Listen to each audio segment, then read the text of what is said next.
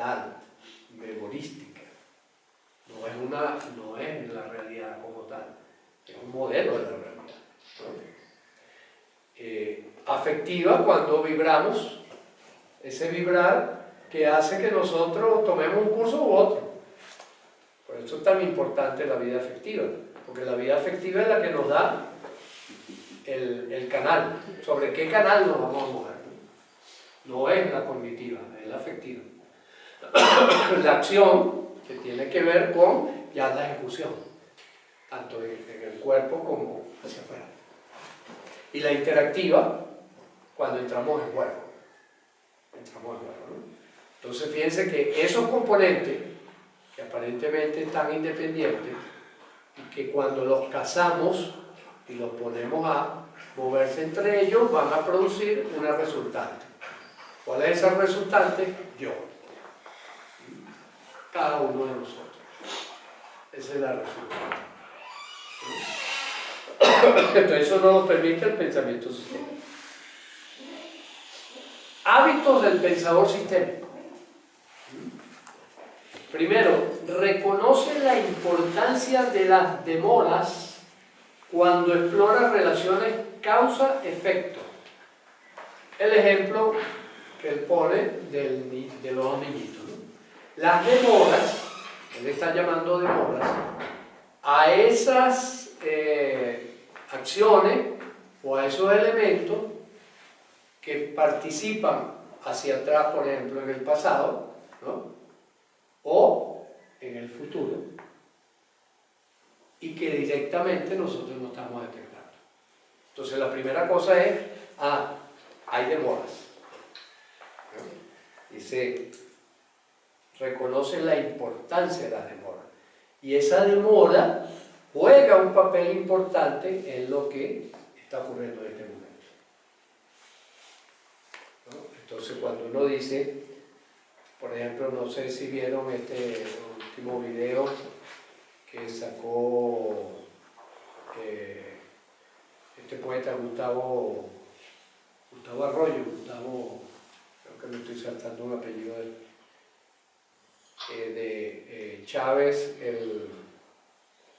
¿cómo se llama? La plaga del siglo XXI, ¿no? Creo que así lo llaman, donde él explica entonces que Chávez no es una casualidad. Chávez tiene unas demoras en Venezuela que explican por qué él se convierte en una gran esperanza. Ya viene un deterioro de la práctica democrática, etcétera, etcétera, ¿no? Entonces, es una manera de explicar, ¿no? A través de las demoras, o por ejemplo, como el Cotopaxi acá, ¿no? El Cotopaxi, que es un volcán, y el año antepasado echó fumarolas. Entonces los vulcanólogos explicaban que esas fumarolas simplemente lo que están reflejando es que hay varios niveles en donde se acumula el gas, ¿no? Desde el fondo de la Tierra, ¿no? Hacia arriba, en la medida que el canal del volcán va ascendiendo, hay bolsones. Entonces se van depositando ahí los gases. Los gases se va calentando, se va produciendo fuego, etcétera, etcétera. Entonces, claro, eso es como un preaviso de qué está pasando allá abajo, pero en modo de mora. Entonces, estas fumarolas hablan de que hace unos 80 años y tal, aumentó la presión allá abajo cuando una caldera, ¿no? Y entonces pues, fue llenando los bolsones y en este momento nos está advirtiendo, mira, si esas fumarolas son suficientes para descargar estas calderas, no hay peligro. Ahora, si esa fumarola, lo que están es diciendo, ya está saturado, el mercado de los 4 niveles, hay que prepararse porque puede venir una gran erupción. Entonces esos son los instrumentos que meten allí para evaluar, para tratar de medir lo más adentro posible cuáles son las distintas actividades, los distintos estados, ¿no? Entonces esa es un poco la idea de la demora, ¿no? ¿Qué le parece un ejemplo de demora. ¿A quién se le ocurre en su propia vida, en su trabajo, en sus circunstancias, decir, oye, mira, en mi caso, una demora pienso que es esto o aquello, ¿no? Yo tengo una, pero no es muy bonita. Bueno, después buscaremos la manera de embellecerla.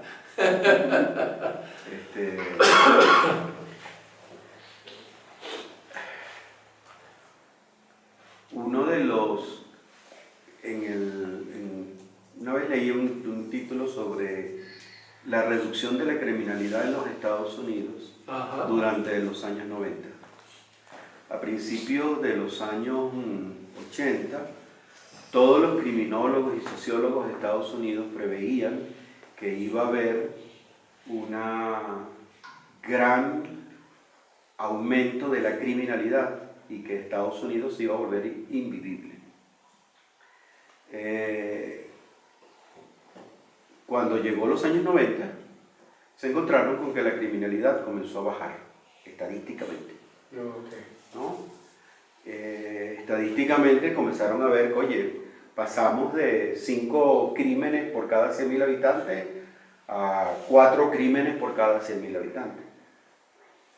Entonces, cuando le preguntaron a la gente por qué había ocurrido eso, todos decían, bueno, era por la cuestión de las buenas políticas económicas, de las mejoras en la economía, y hubo alguien que dijo, no, fue simplemente porque en el año 1973 aprobamos el aborto. Entonces, ¿qué? Sí, la persona que lo dice, el planteamiento es del libro Freakonomics, ya que él dice, la razón por la cual hubo la disminución es porque las mujeres tuvieron la oportunidad de decidir si iban a tener o no hijos. Y la mayoría de las mujeres que iban en primera instancia a buscar el servicio de aborto, eran mujeres solas, de clase pobre, en condiciones económicas y sociales muy tristes. Y es bien conocido que dentro de los estratos más pobres de la población existe un mayor índice de criminalidad y es producto precisamente de hijos sin padre, sin familia, sin amor, sin educación. Entonces, un ejemplo de eso es... Ajá. Sí, continúa. El ejemplo es que la causa verdadera no eran las políticas económicas o las políticas policiales para mejorar para disminuir la criminalidad. La verdadera causa, o uno de los causores importantes, era precisamente el hecho de que en algún momento se tomó la decisión de aprobar el aborto. Exacto. Fíjate que un poco en bueno. El ejemplo es bien curioso porque habla mucho sobre nuestro pensamiento lineal. Y es justamente cuando hablamos sobre la base de afirmaciones.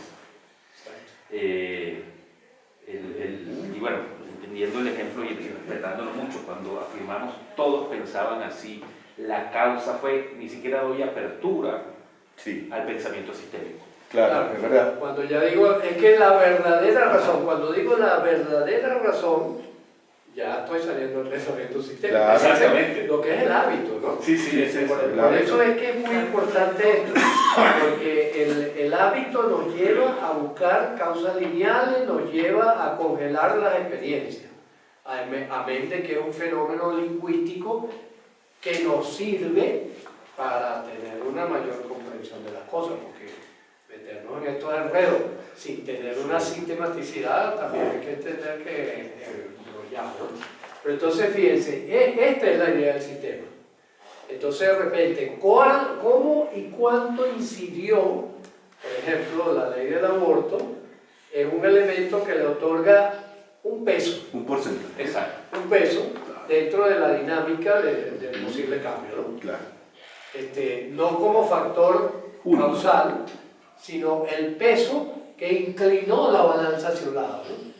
Algo así como, si yo tengo, tengo una balanza y le voy poniendo peso a esta, ¿no? Y llega un momento en que están iguales y después le pongo un granito más, ¡fu! Y se va para abajo. Claro. Entonces digo, fue el granito, ¿no? O que yo empiece a echar líquidos en un vaso, ¿no? Y eche agua, después echo aceite, después echo otra cosa y después digo, bueno, voy a echarle una gota de amargo de angostura.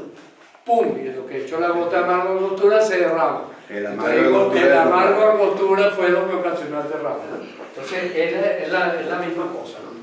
Ahora, para salvar un poco eso de las intensidades o de la participación de un elemento en particular dentro del enfoque sistémico, hay lo que se llama zonas de apalancamiento.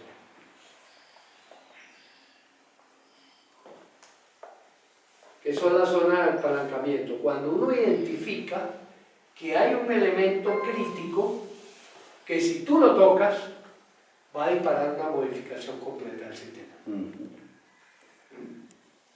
Por ejemplo, estudiando este tipo de cosas y discutiéndolo en varios equipos, hemos dicho una zona de apalancamiento importante en nosotros los seres humanos son las emociones.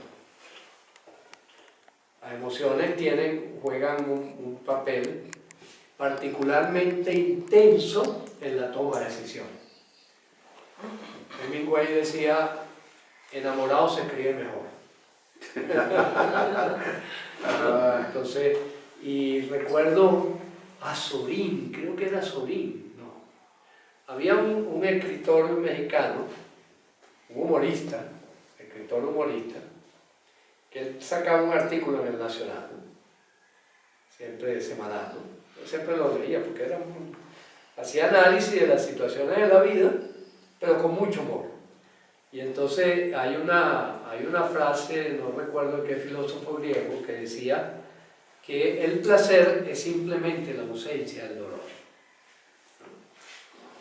Y entonces él hace un artículo sobre eso y decía, evidentemente, mi querido filósofo, debe haber dicho esto en medio de un inmenso dolor de muelas.